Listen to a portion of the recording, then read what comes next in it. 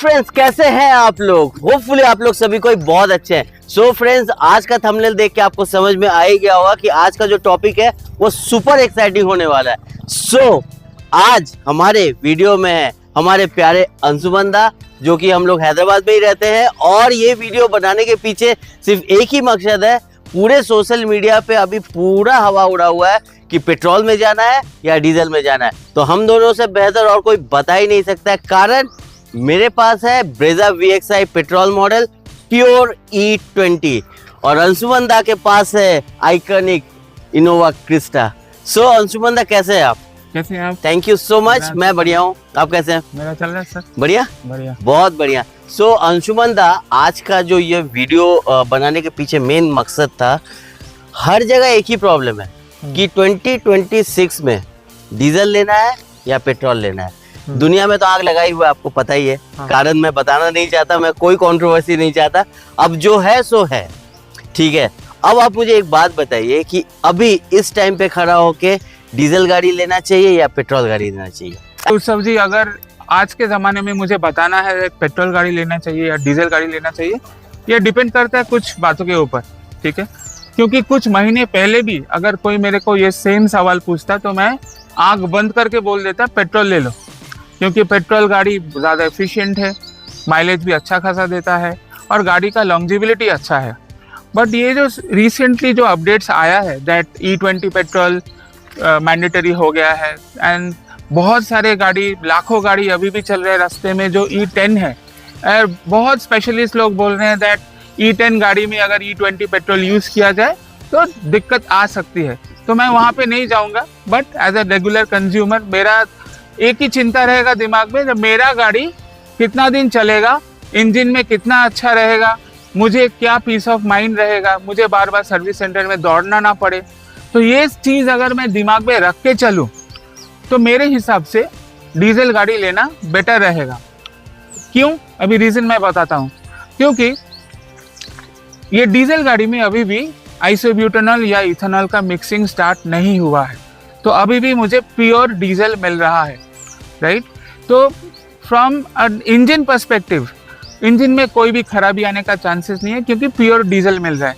और मैं क्यों बोल रहा हूँ पेट्रोल गाड़ी अभी लेना नहीं चाहिए? बिकॉज अभी भी सिचुएशन थोड़ा अनस्टेबल है, पता नहीं है गवर्नमेंट का पॉलिसी क्या रहेगा, एक साल बाद क्या डिसीजन लिया जाएगा। तो ये चक्कर में मुझे यही मानना है दैट कोई भी अगर गाड़ी लेना चाहता है थोड़ा रुक जाओ, 1-2 साल रुक के देखो पॉलिसी में क्या चेंजेस आ रहे हैं। जो गाड़ी है अभी भी चलाते जाओ, और अगर आपको चाहिए अभी इसी साल में गाड़ी खरीदना है तो आंख बंद करके पहले अभी डीजल ले लो। लेकिन अंशुमन दा, प्रॉब्लम सिर्फ एक ही है।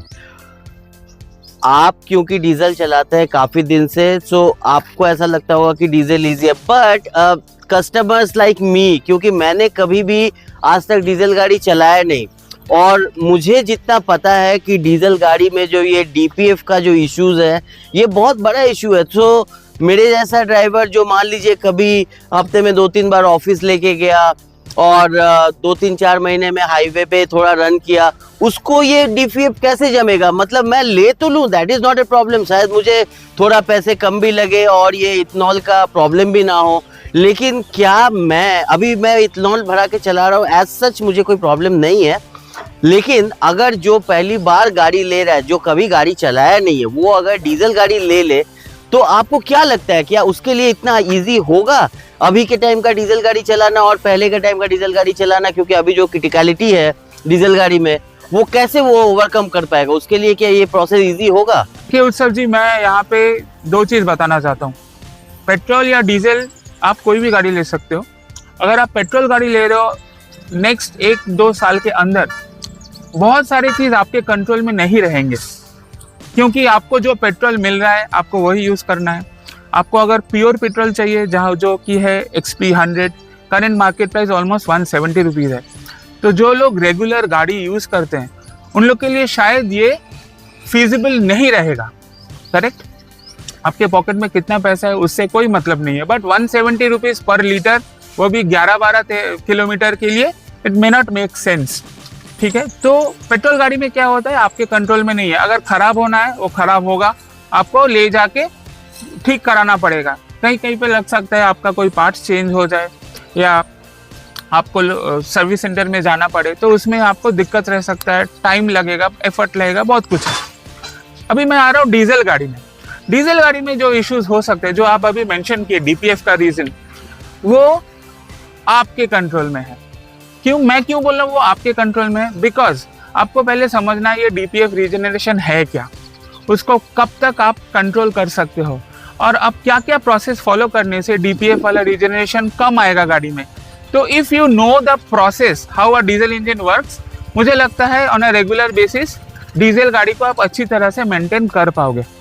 अगर आपका running everyday bumper to bumper traffic में है तो आपको कुछ सावधानियां मेंटेन करके चलना पड़ेगा। अगर आपका रनिंग ज़्यादा हाईवे में है तो आप भूल जाओ, कोई प्रॉब्लम ही नहीं है, आप रेगुलर गाड़ी चलाओ, इंजन में जो टेक्नोलॉजी है वो संभाल लेगा। बट जैसे मेरा एग्जांपल मैं ले रहा हूँ, मैं everyday 12-13 kilometre one way office जाता हूँ गाड़ी लेके, तो मेरा पर डे रनिंग होता है 30 kilometre bumper to bumper traffic. इसका मतलब क्या है? बहुत कार्बन एक्यूमुलेशन होता है। और डीजल गाड़ी क्या करता है? रीजेनरेशन मांगता है, और रीजेनरेशन का कुछ कंडीशंस भी है। रीजेनरेशन का क्या क्या कंडीशंस है जो आप सिटी ट्रैफिक में मेंटेन नहीं कर सकते? रीजेनरेशन का कंडीशन है दैट आपका आरपीएम होना चाहिए 2500 के ऊपर, आपको कांस्टेंट 70 to 80 किलोमीटर स्पीड में चलाना है मिनिमम 30 to 40 मिनट्स तक, जो सिटी ट्रैफिक में, सिटी कंडीशंस में नेवर पॉसिबल है। तो आपको क्या करना पड़ेगा? आपको from time to time at least महीने में 2 बार, ओके, एवरी 2 वीक्स एटलीस्ट 1 बार, आप समझ लो आपको गाड़ी को हाईवे में लेके जाना है, आपको 30-40 मिनट्स लोअर गियर में हाई स्पीड में खींचना है गाड़ी को। मतलब आपका गाड़ी में अगर 5वां गियर है, 5 गियर्स है, तो 4 नंबर गियर में आप 100 में खींचो, 30 मिनट्स 40 मिनट्स तक खींचो। जितना भी कार्बन एक्यूमुलेटेड हुआ है थ्रू आउट द वीक आपके ऑफिस जाने के लिए, वो पूरा क्लियर होके निकल जाएगा। बट ये आपको रिगरसली फॉलो करना है, which is in your control. तो इसमें क्या रहेगा? डीजल गाड़ी आपका अच्छा माइलेज देगा, डीजल गाड़ी उसका जो प्रोसेस है वो फॉलो करता रहेगा और आपको दिक्कत नहीं आएगी। गाड़ी सर्विसिंग नहीं मांगेगा, गाड़ी सर्विस सेंटर नहीं जाएगा, आपको प्रॉब्लम नहीं होगा। बट हाँ, ये थोड़ा जो केयरफुल आपको रहना पड़ेगा, और थोड़ा सा ये आधा घंटा 1 घंटा टाइम आपको 2 हफ्ते में एक बार डेडिकेट करना पड़ेगा। अगर आपको लगता है आपके पास टाइम नहीं है, आप नहीं कर पाओगे, तो मेरा सजेशन यही रहेगा, आप डीजल गाड़ी मत लो। क्योंकि डीजल गाड़ी अगर आप बम्पर टू बम्पर में चला रहे हो और आप हाईवे में नहीं ले जा सकते एटलीस्ट 2 हफ्ते में एक बार, तो डेफिनेटली रीजन मांगेगा। और सिटी के अंदर रीजन हो सकता है, नहीं हो सकता है, that is not completely in your control. तो ये भी हो सकता है दैट 6 महीने में आपका डीपीएफ पूरा क्लॉग्ड हो जाएगा, उसका मतलब है 100% कार्बन जमा हो गया और आपको ले जाना पड़ेगा सर्विस सेंटर, वहाँ पे कुछ टाइम लगा के फिर वो क्लियर करके वापस आएगा। तो ऐसा अगर आपका रूटीन है, आपके पास टाइम नहीं है, आप बहुत बिजी हो, तो आप आंख बंद करके पेट्रोल गाड़ी चलाओ। सो एब्सोल्युटली एकदम सच बात है जो अंशुमन दा ने बोला। सो लोग कंफ्यूज हो जा रहे हैं ये सोच के कि बहुत सारे वीडियोस में बोल रहा है कि पेट्रोल कार का अभी सेल कम हो गया, ये न्यूज़ में भी आ रहा है, और डीजल कार का सेल बढ़ गया। सो ये सुनी हुई बातें हैं और हो सकता है कहीं ना कहीं ये सच भी हो, लेकिन हमें being a customer first time अगर मैं कार खरीद रहा हूँ तो मुझे ये जानना बहुत ज़रूरी है, क्योंकि अभी जो अंशुमन दा ने बोला वो मेरे दिमाग में होना चाहिए कि मेरा गाड़ी चलाने का नीड क्या है।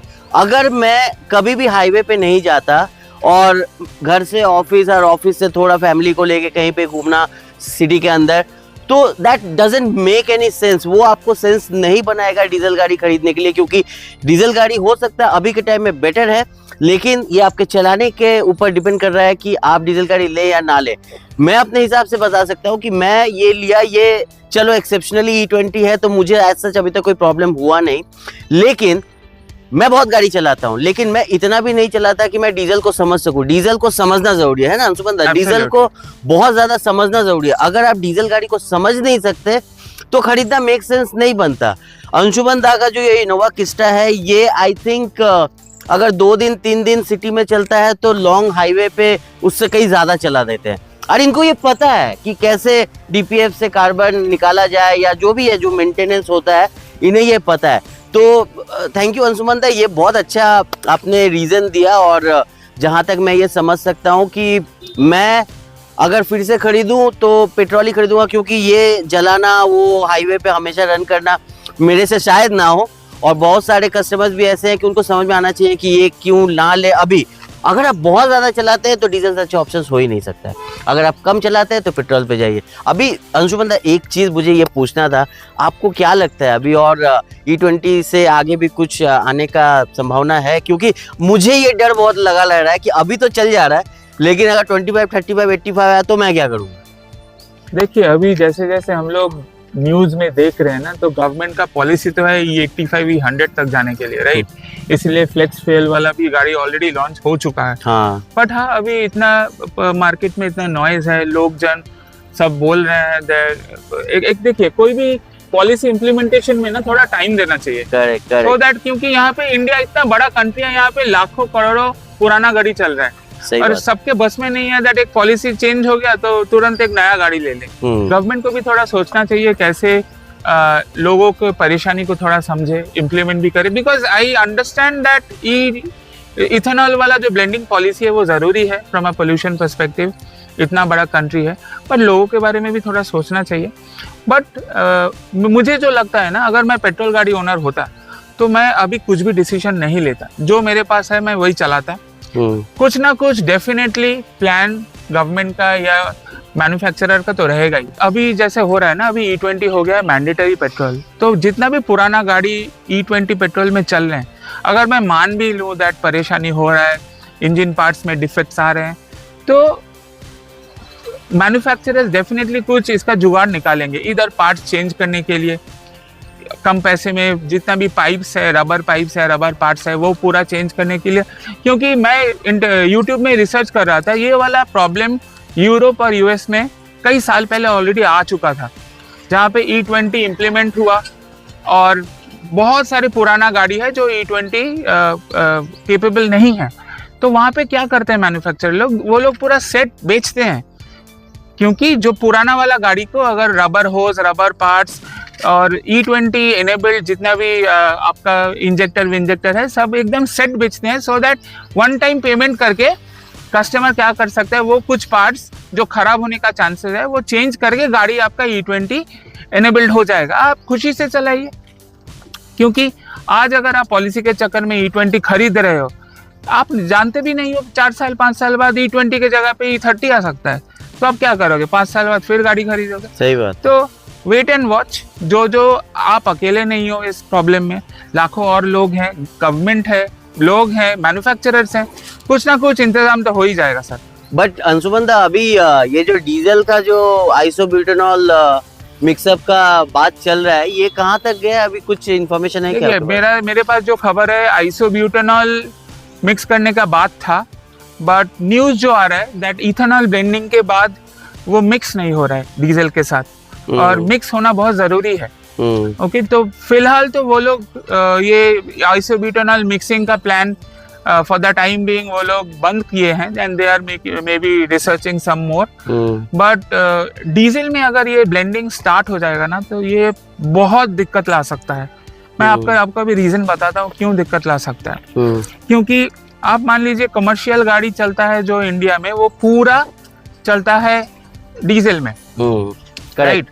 आप एक ट्रक या बस का एग्जांपल ले लो, 1 लीटर डीजल में उसका रनिंग है मैक्सिमम 3 से 4 किलोमीटर।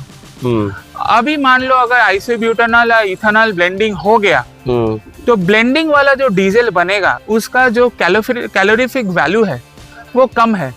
उसका मतलब है जो डीजल में जितना माइलेज मिलता है एक गाड़ी को, एक ट्रक या बस को, आइसोब्यूटेनॉल ब्लेंडेड डीजल में उसका माइलेज हो जाएगा कम। कितना परसेंटेज कम होगा वी डोंट नो, क्योंकि वो 15-20% तक जा सकता है। और अगर स्लो मूविंग व्हीकल है तो उससे भी ज्यादा हो सकता है, I am not sure, but कम डेफिनेटली होगा। तो it has a big long term impact on everything. सामान का प्राइस बढ़ेगा, ट्रांसपोर्ट का प्राइस बढ़ेगा, so are we ready to accept all that cost? ये थोड़ा सोचना पड़ेगा। और अभी जैसे E20 आने के बाद, जैसे कार्स में जो पेट्रोल कार्स है उसमें E20 का स्टिकर लग के आता है, E10, E5, बट मुझे जहाँ तक लगता है कि जितने भी कमर्शियल गाड़ी अभी रोड पे चल रहे हैं पुराने हैं, मैक्सिमम पुराने हैं। तो आइसोब्यूटेनॉल आने के बाद में भी तो वहाँ पे उसका कुछ चेंजेस होगा ना इंजन में। पुराना हर गाड़ी ट्रक जो रोड पे चलता है वो तो आइसोब्यूटेनॉल भी सपोर्ट नहीं कर पाएगा, राइट? देखिए कमर्शियल गाड़ी में मैक्सिमम 5 to 10% नया गाड़ी है। ओके, जो रिसेंट में भी BS6, अभी BS 6.2 चल रहा है डीजल और पेट्रोल में। तो ऑन एन एवरीडे बेसिस कितना कमर्शियल गाड़ी लॉन्च होता है? 90% of the current vehicles are BS4 में भी BS3 व्हीकल्स आल्सो। करेक्ट। तो वहाँ पे अगर आइसोब्यूटेनॉल ब्लेंडेड डीजल आ गया, उसमें दिक्कत डेफिनेटली आएगा। तो मैन्युफैक्चरर्स और गवर्नमेंट को सोचना पड़ेगा क्या किया जाएगा। सो हमारा जो भी कंक्लूजन है, लाइक अभी के टाइम में 2026 में खड़े होके जहाँ पे लोग बोल रहे हैं कि डीजल का कार ज़्यादा बिक रहा है, पेट्रोल का कार कम बिक रहा है, तो हम लोग इस कंक्लूजन पे आ सकते हैं कि आपको डीजल का कार समझ में आना चाहिए। अगर समझ में आता है तो ठीक है, नहीं समझ में आए तो अभी जो लोग कार खरीदना चाह रहे हैं और कम रनिंग है उनको क्या मतलब पेट्रोल पे ही जाना चाहिए फिलहाल के लिए, या फिर भी डीजल एक बार ट्राई करना चाहिए? डीजल का तो एक ही रूल है, अगर आपका रनिंग उतना हाई नहीं है, अगर आपके पास टाइम नहीं है तो डीजल मत खरीदो। क्लियर है, क्योंकि डीजल गाड़ी आपका टाइम मांगेगा। ठीक है, इधर दो तरह से टाइम मांग सकते हैं। एक, आप गाड़ी लेके हाईवे में रन करो, उसमें टाइम जाएगा। नहीं तो आप सर्विस सेंटर में जाके बैठे रहो, उसमें भी आपका टाइम जाएगा। और ये कॉस्टली भी है, राइट? ये कितना चार्जेस क्या लगता है, इसका कुछ आइडिया है? देखिए, आप अगर नॉर्मली DPF क्लीन कर रहे हो तो वो it's just part of the process, free of cost. But अगर सर्विस सेंटर में आप जाके चेंज कर रहे हो, जैसे मैं आपको एग्जांपल दे रहा हूँ, मेरा एक 3-4 साल पहले भी एक डीजल गाड़ी हुआ करता था, BS6 गाड़ी। और at that point in time मुझे उतना पता नहीं था डीजल गाड़ी को कैसे मेंटेन करते हैं, BS6 गाड़ी का रेजिनरेशन कैसे करते हैं। तो मेरा क्लॉग्ड हो गया था। अच्छा। वो भी टोयोटा का गाड़ी था। क्लॉग्ड होने के बाद मैं उसको सर्विस सेंटर लेके गया और सर्विस सेंटर वाले लोग बोले उसका इंजेक्टर फेल हुआ है। अच्छा। DPF फेल हुआ है।